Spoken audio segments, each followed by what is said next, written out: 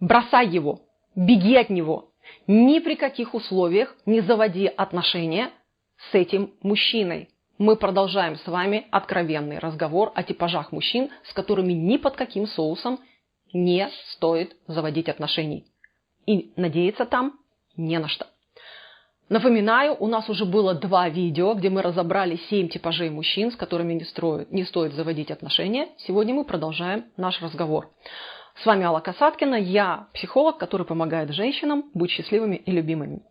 Что ж за типаж такой интересный, с которым тоже не стоит заводить отношения? Это мужчина, которого можно смело назвать ловелас со стажем. Что он делает? Он окружен хороводом поклонниц. У него пышнейший хвост, как у шикарного павлина. Он его распускает и красуется, он любит собирать комплименты. Он любимчик всех, он знает, как кому чего рассказать, но он никому не обещает ничего. Он только украшает собой мир и дарит надежду. И вы можете сохнуть по нему.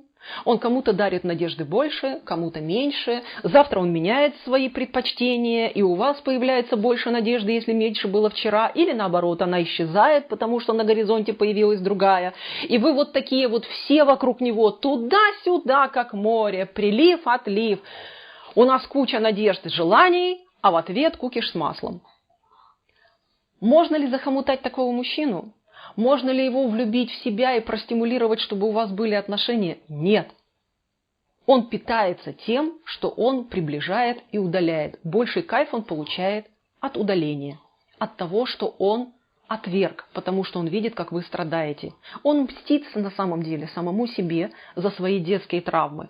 Нужно ли вам быть его подопытным материалом, на который он утоляет свою жажду мести? Подумайте, стоит ли. Следующий типаж мужчин – это вечный обещатель. Это такой красивый мужчина, не обязательно красивый, он красиво говорит. Он говорит замечательно, причем у него во фразах всегда есть крючки.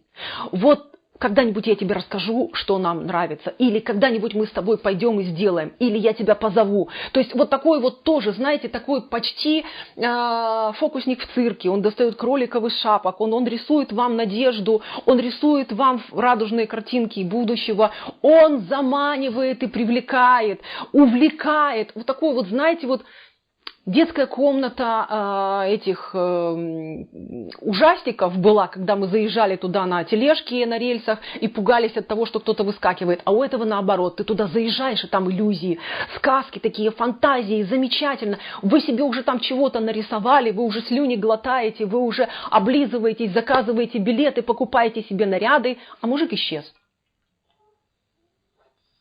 И обычно женщины что делают? Ждут. Но он же скоро появится. Он же вернется, но он же обещал. Помните, как в этом сказке про Карлсона, да, он улетел, но обещал вернуться. Не вернется. Или если вернется, снова пообещает, снова вам расскажет, почему у него будет 1001 уважительная причина, почему он должен был исчезнуть. Он вернется с новыми обещаниями, ему это так нравится, ему нравится видеть восторг, блеск, надежду в глазах женщин. Он зажигается, он живет этим. А дальше у него начинается скучная жизнь. И он ей живет. Потому что вот этого всего накала, во-первых, он не может обеспечить материально чаще всего, а во-вторых, он эмоционально этого выдержать не может. Ну и в конце концов, он сам надеется на этот праздник, он тоже верит, что он в этом празднике поучаствовал. Он такой, знаете, помастурбировал на эмоциональном уровне и отвалил. Нужно ли вам это? Тоже думайте, стоит ли ждать, стоит ли привязываться и строить надежды. Следующий типаж мужчин по закону жанра должен быть жестячковый. Это мужчина, который вроде как пытается вас завоевать, но, как шкатулка с двойным дном, жестит по поводу других женщин. Бывшая сучка, мама-сволочь не додала, официантка придурочная или еще какая-нибудь курица, кто-то еще, короче говоря, на работе женщинам подставляет ножки, воюет с женщинами, но пытается ухаживать за вами. Если вы думаете, что вы особенная, вы заблуждаетесь. Такой же курицей, сволочью, бездарностью и еще кем-нибудь вы станете, как только вы скажете свое «да». Как только вы откажетесь от других мужчин, и сделаете его одним светом в своем окошке жизни. Вы станете точно такой же, на вас полетит тот же поток дерьма, гадостей, претензий, ограничений, гадостей за других. На вас будут вымещать все, что не дали или не сделали другие женщины. Вы начнете собирать на себе просто эмоциональные и физические побои. Надо вам это? Делайте выбор сами, потому что этот мужчина точно так же не поменяется.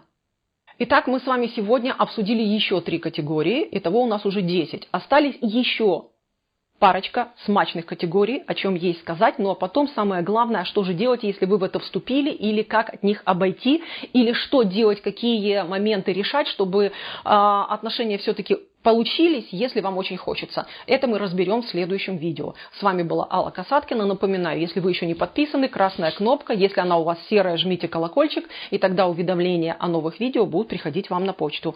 Всего вам доброго, до встречи в следующих видео. Пока-пока.